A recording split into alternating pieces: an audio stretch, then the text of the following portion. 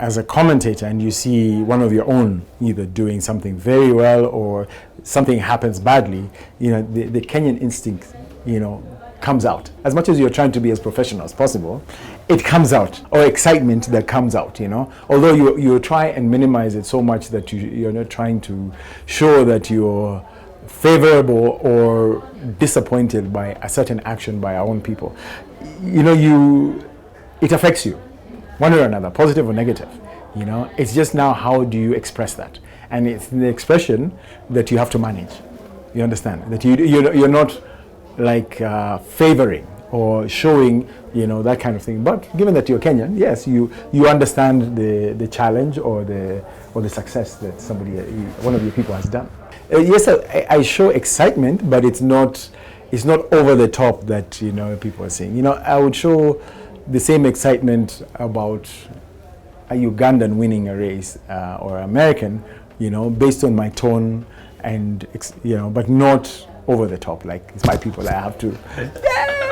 No. Yeah, no. You have to be professional, of course. Yes.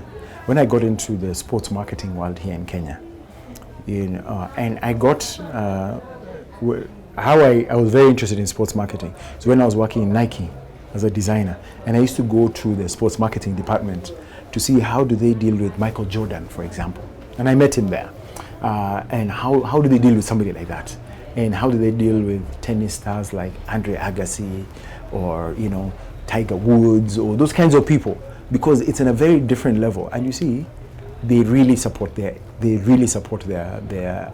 top sports people across the board, Michael Jordan, Michael Johnson, Carl Lewis, the way they treat them is very different. And I was thinking, Kenya, we have so many stars. How can we support our athletes? How can we appreciate our athletes? Because they're not appreciated. I did a research, I think it's only this year that it has changed, but as of 2 years ago, there was maybe up until now, there's been a total of 30 athletes that have ever gotten any endorsement or advertisement here in Kenya since Mzee's time in the 60s. 30. How many years has it been? Yeah, so many. And you see the good thing now, Omanyala now will change that. He's already getting, and he'll get a lot more. And I'm getting people asking me all the time, I want Omanyala to endorse my product. I want so many, till I'm like, I don't know how you can do all of that. But you see, it just brings that kind of side. So I'm just back to my sports marketing angle.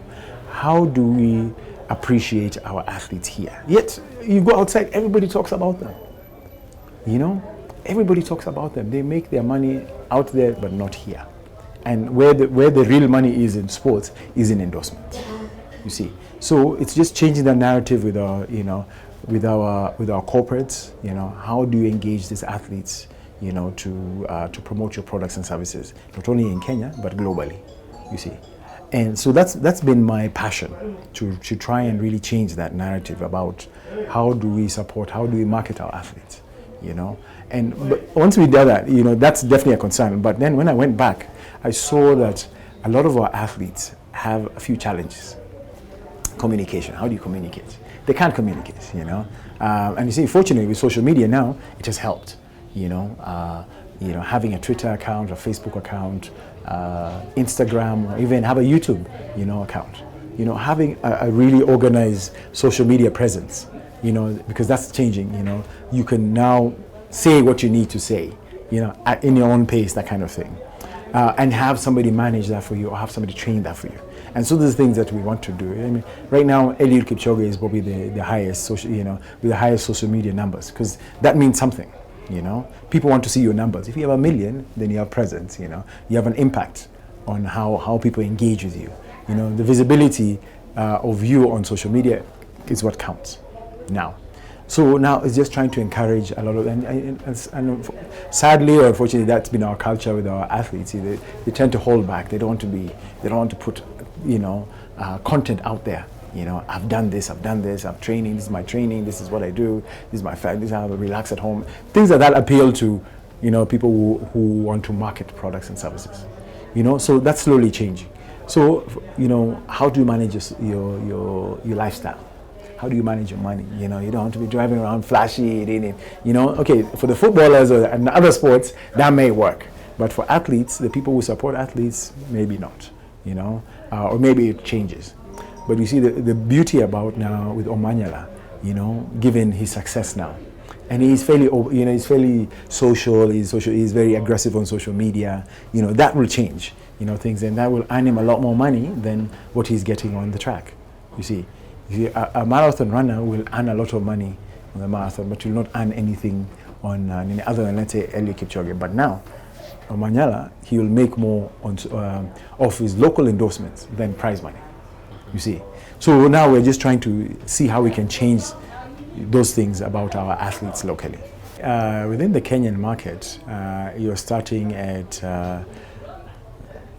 5 million and above for an endorsement, a year endorsement. Long term, more. Yeah. So a minimum 5. Minimum 5 for any product. It has to be minimum 5. Yeah. I would look for definitely long-term deals for him, minimum 3 years, because he's still fairly young, and he is not. This is really his second major year of performance. You know, last year he came out and ran African record. This year now he's now starting to win major championships. You know, Africa championships, Commonwealth Games. With the next 2 years of world championships, I assume he's going. I think if he keeps everything, you know, going, he could be world champion. You know, if not Budapest, in Tokyo. So this is his time to make hay. You know, so we'll definitely be looking for, you know, long-term deals for him, because his value would be higher by 2025 at least.